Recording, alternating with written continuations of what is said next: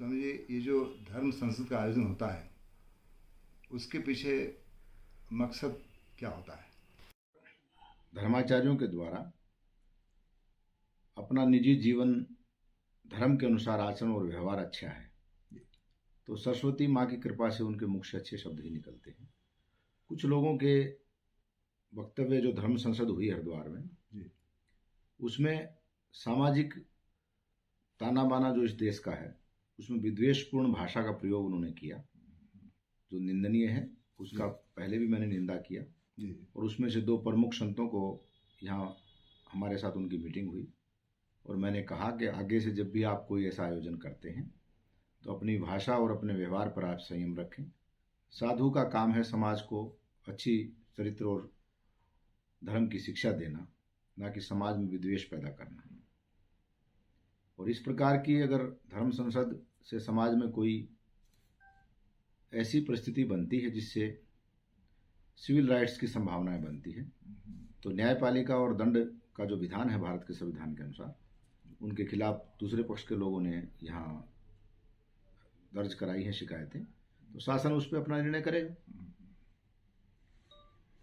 अगर भावार्थ में समझता हूँ तो धर्म के विषयों पर जो भी व्यक्ति उसमें भाग लेते हैं उनको आपस में चर्चा करनी चाहिए और इसमें अगर कोई ऐसे विषयों पर चर्चा होती है जो उनके एजेंडे में नहीं है और बाह्य समाज को किसी प्रकार से आंदोलित करती है वो भाषा और उसमें अगर कोई ऐसी घटना होती है जिससे समाज में अशांति फैलने की संभावना है तो ऐसी धर्म संसदों को करने वाले जो लोग हैं उनको अपने धर्म प्रचार प्रसार सनातन को जो मानने वाले लोग हैं उनके बीच में धर्म का प्रचार करने की स्वतंत्रता भारत का संविधान देता है और उसी के अनुसार उसका प्रचार प्रसार उन्हें करना चाहिए।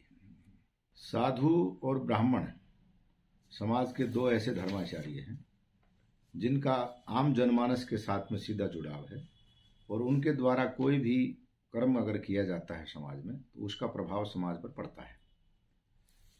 तो इन दोनों व्यक्तियों को जिस भी क्षेत्र में वो निवास करते हैं वहाँ पर धर्म के अनुसार समाज में अच्छी शिक्षा का प्रचार प्रसार हो इसका प्रयास करना चाहिए, ना कि किसी प्रकार का सामाजिक जो सद्भाव है आपस में, क्योंकि भारत एक विभिन्नताओं से भरा हुआ राष्ट्र है और भारत ने हमेशा से ही शांति का संदेश संपूर्ण विश्व को दिया है। तो अशांति की भाषा का प्रयोग करने से साधुओं को बचना चाहिए।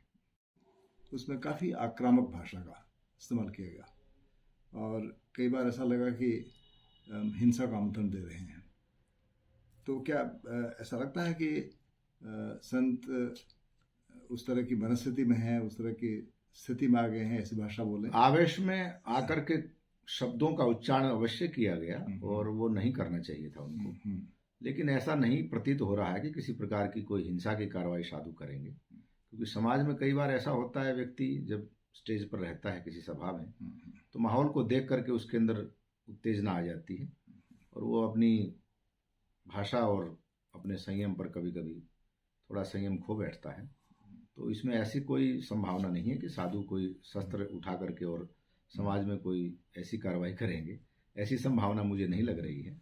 और वो साधु भी जो उस संसद में शामिल हुए थे वो सभी अखाड़ों से ही संबंधित थे, तो उन्होंने भी बाद में कई लोगों ने एक दूसरे को कहा कि कुछ लोगों ने वास्तविकता में अनुचित भाषा का प्रयोग किया तो उन्होंने उसका स्वीकार किया। तो आगे ये आशा है कि कहीं भी ऐसे प्रोग्राम आयोजित करेंगे तो समाज में इस प्रकार की कोई स्थिति ना बने, इसका प्रयास वो लोग करेंगे।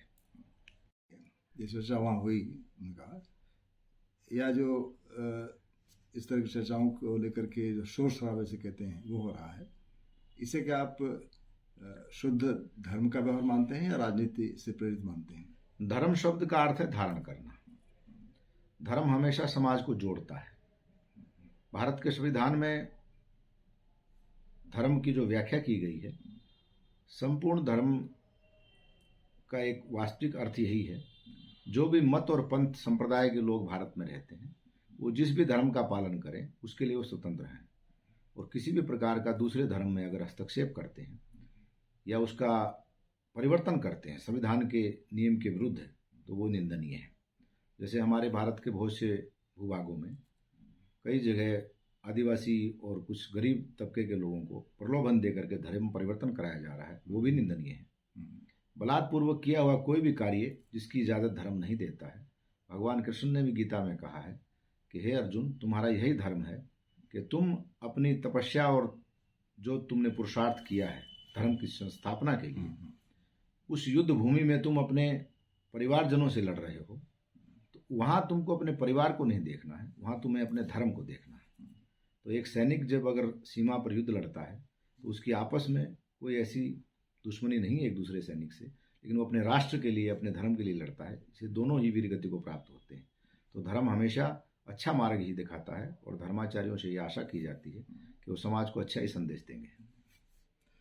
आपने समझिए धर्मांतरण की भी चर्चा की, और ये देश में काफ़ी बड़ा मुद्दा बन गया है। शायद वो राजनेताओं ने उसको ज़्यादा बनाया है, और उस पे आपकी क्या राय है? धर्मांतरण कोई धर्मांतरण क्योंकि गलत है।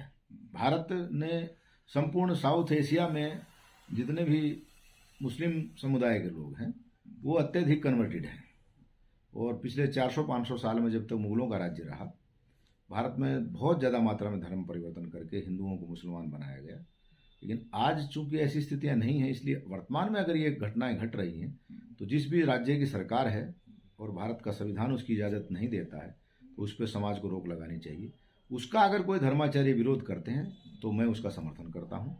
किसी व्यक्ति को प्रलोभन दे करके बलात्पूर्वक, और ये जैसे बीच में उत्तर प्रदेश में एक चला था शब्द लव जिहाद का, हमारी कन्याओं को प्रेम के मोह जाल में फांस करके अगर वो धर्म परिवर्तन कराया जाता है तो वो निंदनीय है, और उसमें शासन के द्वारा जो नियम निर्धारित हैं संविधान में उसके अनुसार उन पर कार्रवाई हो रही है और होनी भी चाहिए।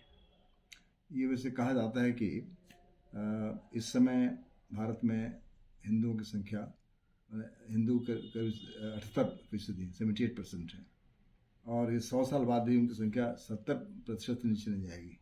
तो क्या सचमुच ये धर्मांतरण चिंता का विषय? नहीं, धर्मांतरण चिंता का विषय है, ये बिल्कुल सही है, क्योंकि मैं स्वयं ऐसे ट्राइबल इलाकों में गया हूँ, मेरा निजी अनुभव मैं बता रहा हूँ। आदिवासी क्षेत्रों में बहुत से लोग ऐसे हैं जिनकी आर्थिक व्यवस्था बहुत कमज़ोर है, और कुछ ऐसे ईसाई मिशनरियों के द्वारा उनको प्रलोभन दे करके मेडिकल की फैसिलिटी और एजुकेशन की दे करके और धर्म परिवर्तन कराया जाता है। तो उसका विरोध होना चाहिए। जहाँ तक भारत की जनसंख्या का प्रश्न है, भारत एक सनातन राष्ट्र है, लाखों वर्ष की हमारी सभ्यता है।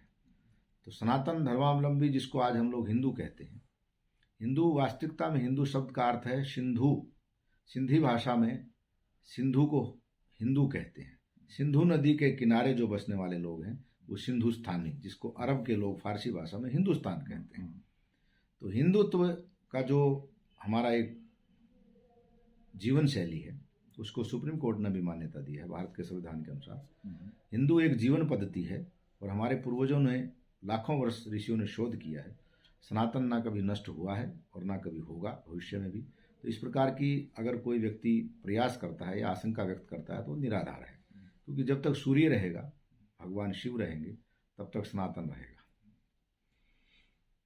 उत्तराखंड में और उत्तर प्रदेश में चुनाव होने वाले हैं, और चुनाव प्रचार जिस तरह से हो रहा है तो लग रहा है कि भावनाओं को उभारने की कोशिश, एक भावनात्मक तरीके से चुनाव प्रचार इस समय चल रहा है। तो क्या इससे आप जैसे जो धार्मिक नेता हैं, धर्म के जो मार्गदर्शक हैं, क्या उन्हें कोई चिंता होती है, या लगता है कि? प्रथम तो आपने जो प्रश्न किया है वो राजनीति से संबंधित है, और मैं कोई धार्मिक नेता नहीं हूँ। मैं एक भगवान शिव की सेवा करता हूँ। और जहाँ तक प्रचार प्रसार का काम है, राजनीतिक पार्टियां जिस भी राज्य में जिस पार्टी की सरकार है, भारतीय जनता पार्टी है या कांग्रेस की सरकार है या समाजवादी पार्टी अभी वहाँ, तो ये उन राजनेताओं का काम है समाज में वो किस प्रकार का संदेश देते हैं अपनी पार्टी की नीतियों के आधार पर। जहाँ तक बात है हम लोगों की, धर्माचार्यों की या अखाड़े वालों की, हम लोग किसी ना पार्टी से बंधे हुए और ना किसी संगठन से। जो व्यक्ति अच्छा कार्य समाज में करता है हम उसकी प्रशंसा करते हैं, और समाज के जो लोग किसी भी पार्टी के नेता हैं वो सभी लोग संतों को मानते हैं, इसलिए वो उनका निजी जीवन का विषय है। हम लोगों का काम राजनीति करना नहीं है।